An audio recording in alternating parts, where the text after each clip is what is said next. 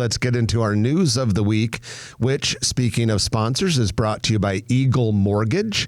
They are the premier mortgage broker in the metro area. Mortgage broker, what does that mean? Well, it means that they can shop a variety of different banks. They're not beholden to just one bank.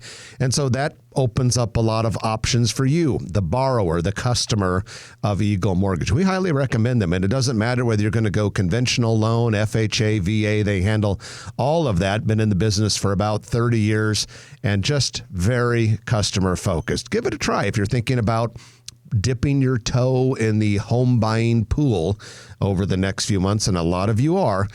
Give them a call. You can reach them at 114th and Davenport at the office or online at eaglemortgagecompany.com. All right, well, first up on the list, we have some cool news about economic conditions in the metro area. And this is very, very encouraging. The U.S. Bureau for Economic Analysis recently published a whole bunch of data about gross domestic product in counties and metro areas. In fact, if you want to find out about gross domestic product in metro areas, see the big story in this week's Grow Omaha newsletter. You can access it through the growomaha.com website. But something that was not in that story, a new piece of information, Douglas County, the county that, of course, is home to the city of Omaha, turns out was number one in the nation for large counties over 500,000 people, for most GDP growth in 2022. And Trenton, the GDP growth for Douglas County last year was 9.2%. A lot of growth in 1 year. The biggest cause of the sharp increase, according to the Bureau of Economic Analysis, was the finance and insurance industry, which apparently grew a lot last year in this county. I'm not sure how it grew, those industries. I'm glad to hear it. And it's nice to get something from the federal government statistics as opposed to like Hub Wallet or some of the other things. NerdWallet. NerdWallet. And we have all these weird, all these online sites that need to have a ranking. And this is the creme de la creme. Yeah, so there are, among counties, well, we said it's number one among counties with 500,000 people or more. There are 145 counties in the nation that meet that qualification. So becoming number one, and that was pretty impressive. Now, not every one of the large counties in the country grew. In fact, Oklahoma County, which is the home of Oklahoma City, had the largest decrease in GDP in 1 year, negative 5.3%. Probably had a couple tornadoes or something. Yeah, they say it was because of problems in the mining industry. A lot of energy companies based in Oklahoma.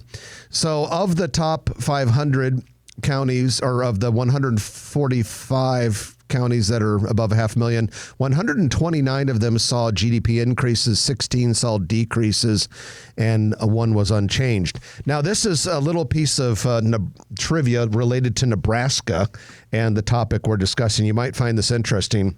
Trenton, how many counties do you think there are ballpark in the entire nation? Not just big counties, but total counties in the nation. We've got 93. Okay.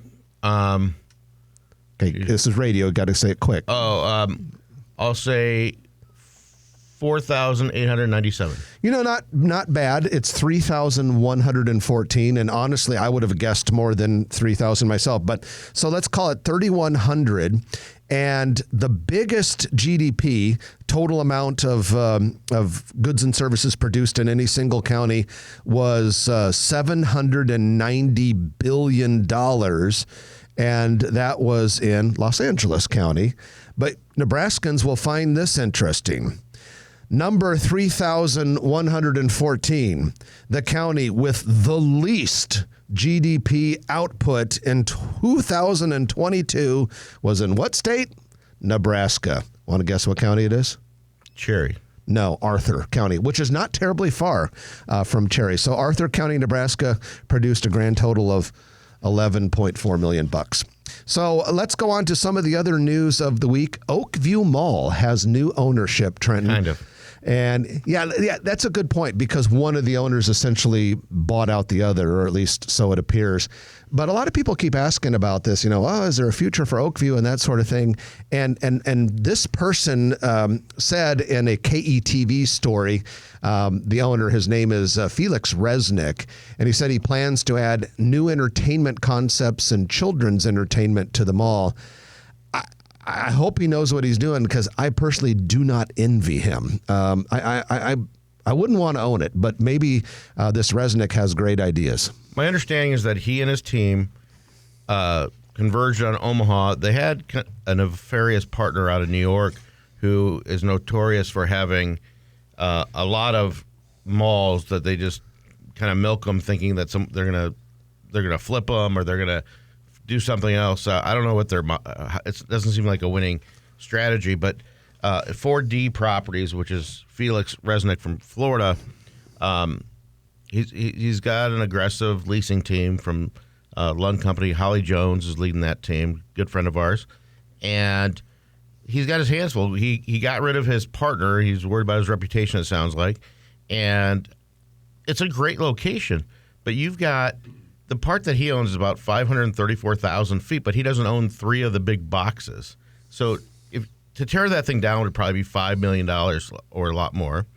To repurpose it, you got a bunch of land there. So so you got 3 other owners that you got to get agreed to.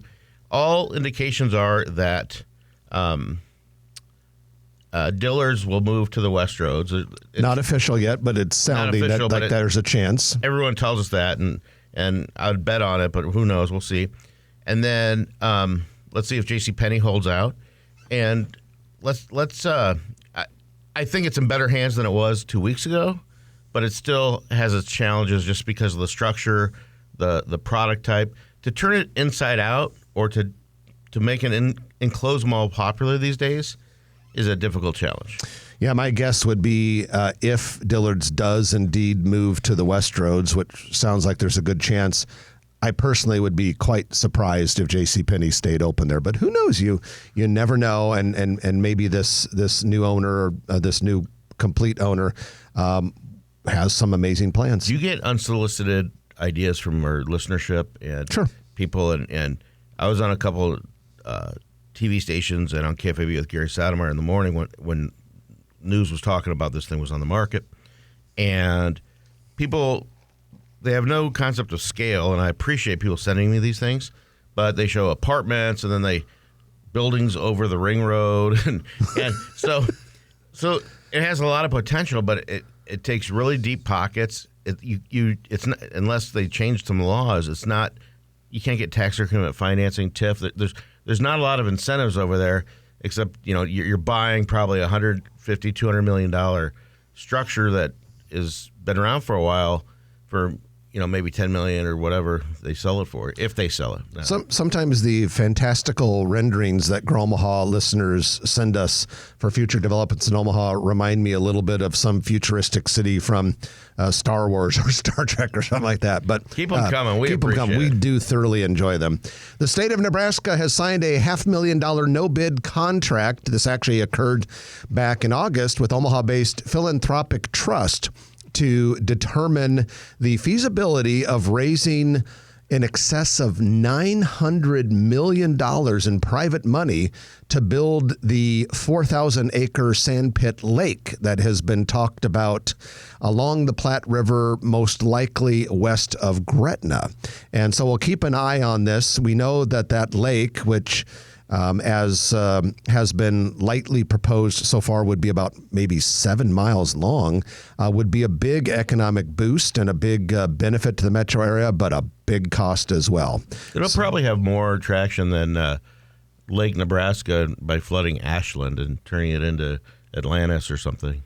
The Opus Group has started construction on the Stores Warehouse, a speculative industrial flex building at 5902 North 9th Street. That's just a little bit west of Eppley Airport. 202,000 square foot building, an 11.5 acre site.